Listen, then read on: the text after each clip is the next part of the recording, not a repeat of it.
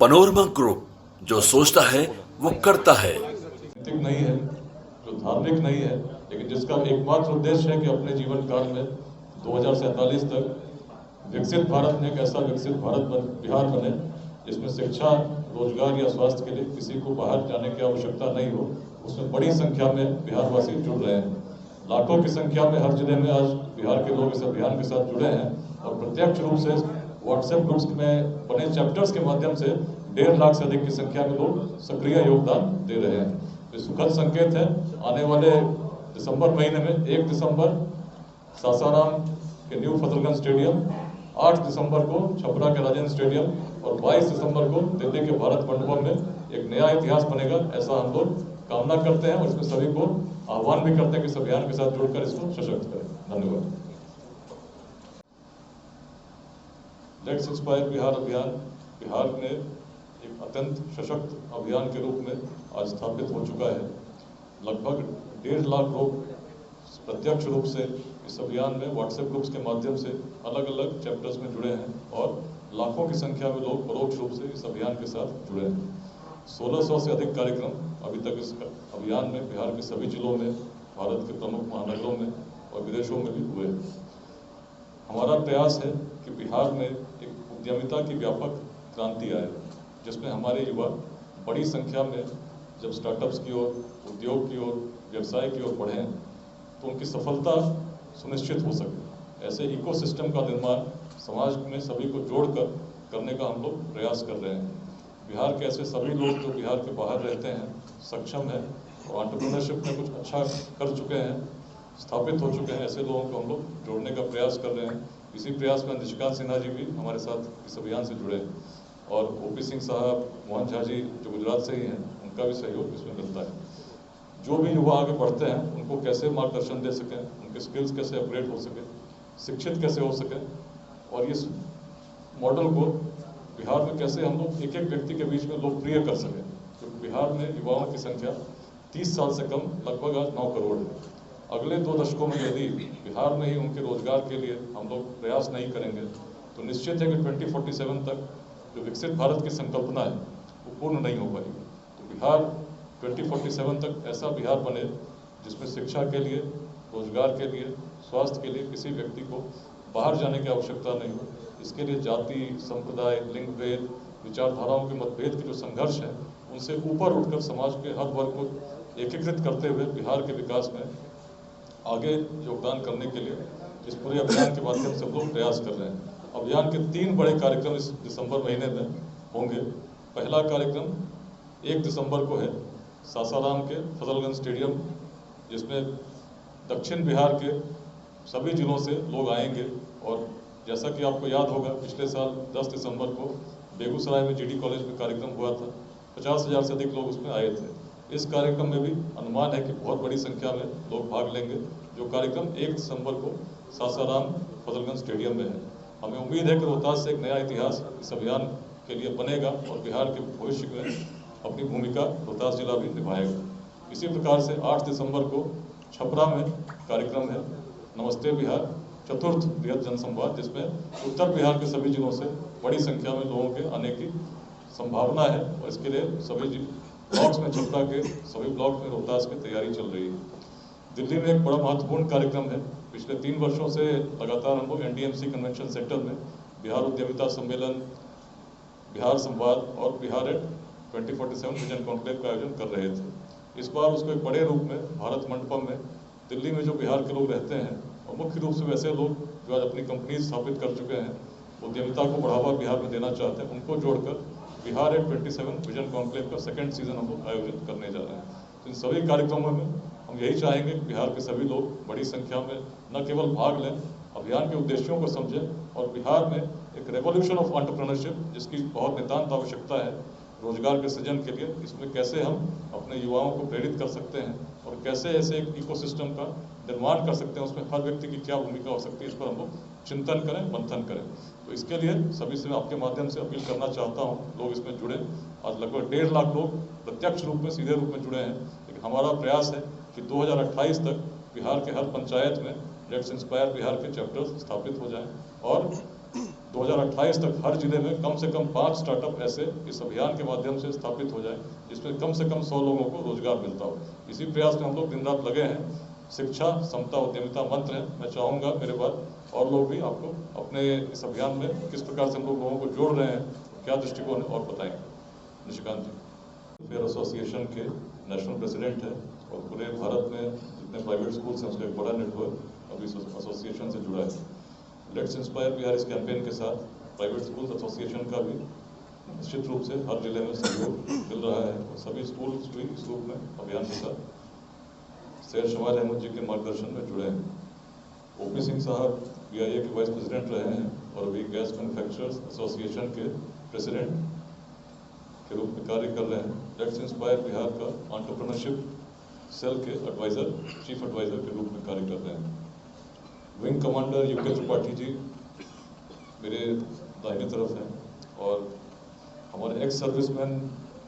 जो चैप्टर है उसके चीफ कोऑर्डिनेटर है और रेवी कोर टीम के मेंबर भी रहे हैं, शुरू से लेट्स इंस्पायर बिहार से जुड़े हैं। उनके बगल में डॉक्टर प्रीति बाला जी बैठी हैं जो गार्गी चैप्टर महिलाओं का अध्याय उसकी चीफ कोऑर्डिनेटर हैं और सभी जिलों में जो महिला अध्याय हैं उसको लीड कर रहे हैं।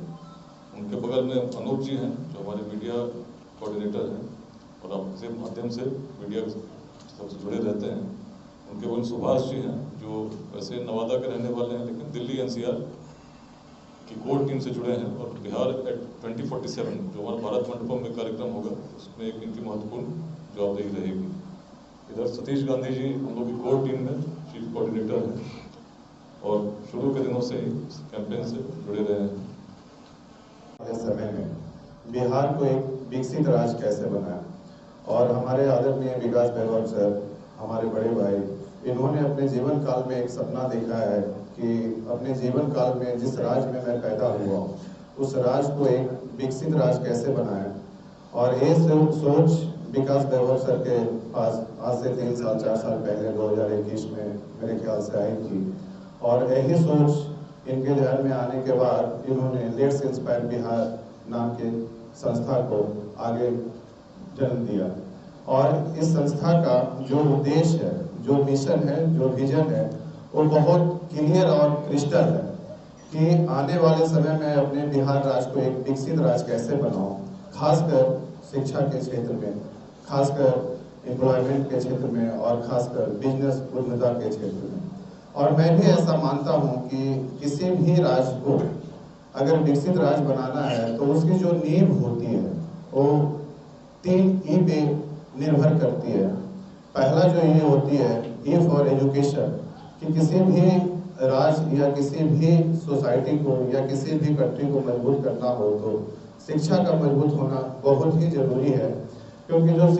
शिक्षा होता है वो आपके जिंदगी के अंधकारों को मिटाकर आपको उजालों की ओर लेकर जाती है और एक शिक्षित इंसान ही अपने किसी भी क्षेत्र में अपने सर्वोच्च स्थान पर पहुंच सकती है।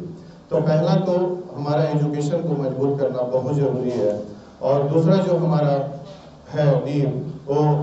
आपका एम्प्लॉयमेंट है, जो रोजगार की हम बात करें। आप कितना भी अगर शिक्षित हो जाए और अगर आपको शिक्षा लेने के बाद अगर आपको रोजगार नहीं मिलती है तो आप शायद जिंदगी में सफल नहीं हो पाएंगे, आप किसी और के ऊपर डिपेंड रहते हैं। तो शिक्षा के साथ साथ हमें नौकरियां कैसे मिली, हमें रोजगार कैसे मिली। अगर हम बिहार की बात करें तो बिहार में युवा के अंदर अपार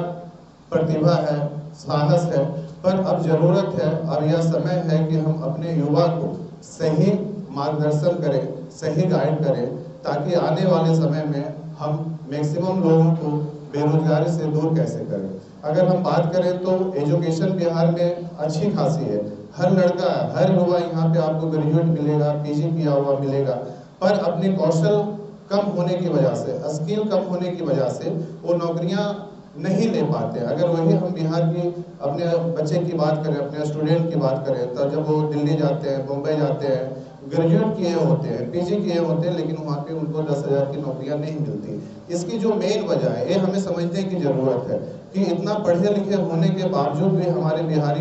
लोगों को नौकरी क्यों नहीं मिल पाती, क्योंकि बचपन से उनको हम स्किल डेवलपमेंट पे काम नहीं करते। अगर हम दूसरे स्टेट की बात करें कि बिहार और गुजरात में, मैं पिछले 20 साल से मैं गुजरात में रह रहा हूँ, तो मुझे जो एक फ़र्क सबसे बड़ी नज़र आई है गुजरात और बिहार के एजुकेशन में, कि गुजरात के स्टेट में स्कूल के ही टाइम से स्किल डेवलपमेंट पे ध्यान दिया जाता है, लेकिन हम बिहार के स्कूल की बात करें तो यहाँ पे एजुकेशन के अलावा किसी भी तरह का कोई भी एक्स्ट्रा स्किल डेवलपमेंट की बात नहीं होती है, ना तो कोई ट्रेनिंग दिया जाता है, ना तो कोई गाइडेंस दिया जाता है। तो अगर हमारी सोच ये हो कि अगर हमें अपने युवा को मजबूत बनाना है, एजुकेशन के साथ साथ अगर अच्छे एम्प्लॉयमेंट भी देना है, तो हमें क्या है इसकी स्कूल के टाइम से स्किल डेवलपमेंट के ऊपर भी काम करना होगा, चाहे वो किसी भी क्षेत्र हो। जो भी क्षेत्र में जाना चाहते हैं हमारे स्टूडेंट, उस क्षेत्र में एक मजबूती से जाएं ताकि हम उन्हें सही से गाइडेंस दे सकें। तो हमारा जो उद्देश्य है या विकास वैभव सर का जो उद्देश्य है इस क्लियर है कि हम अपने